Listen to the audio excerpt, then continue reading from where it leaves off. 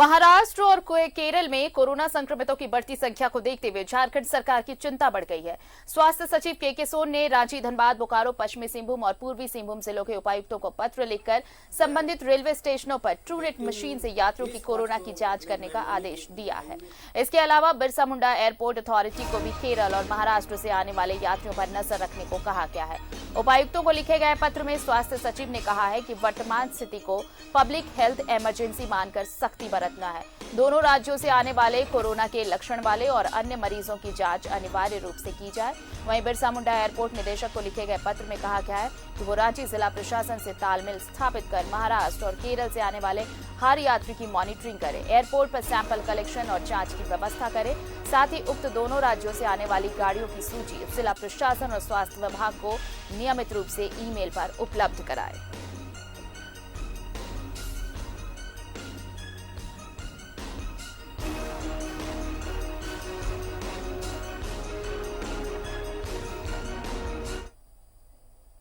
और रुक कर लेते हैं सीधे अपने सहयोगी अंजनी का। इस वक्त हमारे साथ जुड़ रहे हैं रांची से। अंजनी, देखिए, अब स्वास्थ्य सचिव ने यह आदेश दिया है कि जो भी बाहर से आ रहे हैं, खासकर महाराष्ट्र और केरल से जो लोग पहुंच रहे हैं, स्टेशन पर ट्रूनेट जांच होगी और सारी इंफॉर्मेशन प्रशासन को उपलब्ध कराई जाएगी। ये तमाम प्रोसीडिंग्स इसलिए ताकि जो नया स्ट्रेन कोरोना का आ रहा है उस पर काबू पाया जा सके, एक हद तक जितना संभव हो सके इसे काबू में रखा जा सके। देखिए, जिस तरह से राज्य सरकार ने पहल की है तो इसको सही मायने में इम्प्लीमेंटेशन करना होगा, क्योंकि जिस तरह से बताया जा रहा है कि केरल और महाराष्ट्र से जो पैसेंजर आ रहे हैं, या तो वो ट्रेन के मार्ग से आ रहे हो या हवाई जहाज के माध्यम से आ रहे हो, तो इनकी जांच जरूर होनी चाहिए, क्योंकि महाराष्ट्र में भी काफ़ी बढ़ा हुआ है, केरल में बढ़ा हुआ है और छत्तीसगढ़ को छोड़ दिया गया है। अमूमन जो है बसों से लोग छत्तीसगढ़ जाते हैं, तो बस स्टेशनों में भी जो है इस तरह की सुविधा होनी चाहिए, जांच केंद्र होना चाहिए और इसे पूरी टीम के साथ, पूरी तत्परता के साथ ये काम करना होगा। नहीं तो थोड़ी सी लापरवाही की वजह से जो है कोरोना का जो संक्रमण है वो बढ़ सकता है।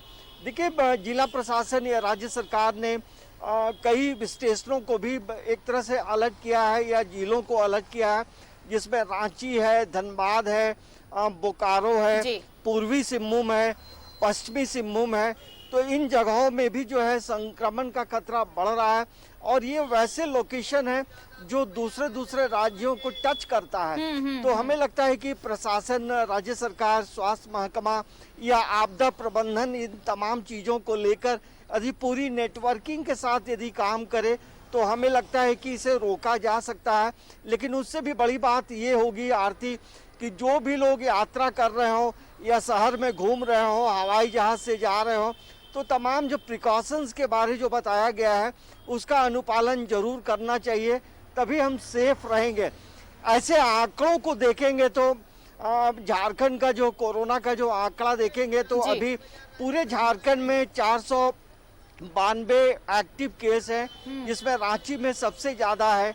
और यदि हम रिकवरी रेट की बात करेंगे तो लगभग 98.89% है। तो ये प्रतिशत ये जरूर बताता है, आंकड़ों को देखेंगे तो हमें लगता है कि हम बहुत सेफ हैं। तो इसे और बेहतर करने की ज़रूरत है, जिसमें सभी लोगों का सहयोग चाहिए, आम से लेकर खास लोगों का इसमें सहयोग चाहिए, तब हम इस संक्रमण को रोक सकते हैं।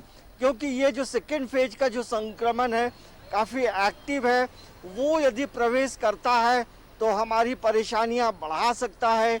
और अभी देखिए, स्कूल कॉलेज भी जो है वो कल से खुलने वाले हैं, तो एक अलर्ट मोड में है। पब्लिक हेल्थ इमरजेंसी के बारे बताया गया है और उसके तहत ये तमाम लोगों से अपील भी की गई है कि आप घरों से निकले तो मास्क पहने। लेकिन लोग घरों से निकलते वक्त भी मोबाइल नहीं छोड़ते हैं, लेकिन मास्क लेना छोड़ देते हैं। जी बिल्कुल। ये हमारी भी लापरवाही है।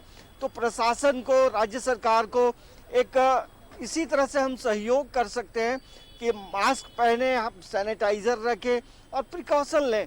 भीड़ भाड़ इलाकों में जाने से बचें, क्योंकि अब तमाम चीज़ें शुरू हो रही हैं और कल से कई चीज़ों की शुरुआत होगी।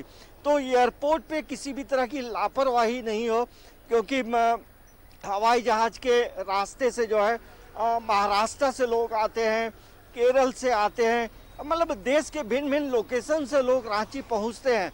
तो वैसे जगहों पे काफ़ी सख्तीपूर्वक काम होना चाहिए, वो संडे हो या मंडे हो।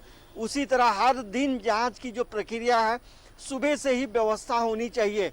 लेकिन कभी कभी अमूमन ये हम लोग देख पाते हैं कि एयरपोर्ट पे जो है पूरी मुस्तैदी के साथ काम नहीं होता है। तो ये एक हम कह सकते हैं कि एक बेहतर नेटवर्किंग होना चाहिए। दूसरी, राज्य सरकार ने पूरे प्रदेश में जो है जांच केंद्रों की संख्या बढ़ाई है। जहां थोड़ी सी भी शंका हो तो जरूर लोगों को जो है टेस्ट कराना चाहिए, सैंपल देना चाहिए, ताकि किसी एक व्यक्ति को है तो वो अन्य लोगों को संक्रमित होने से बचा सकता है।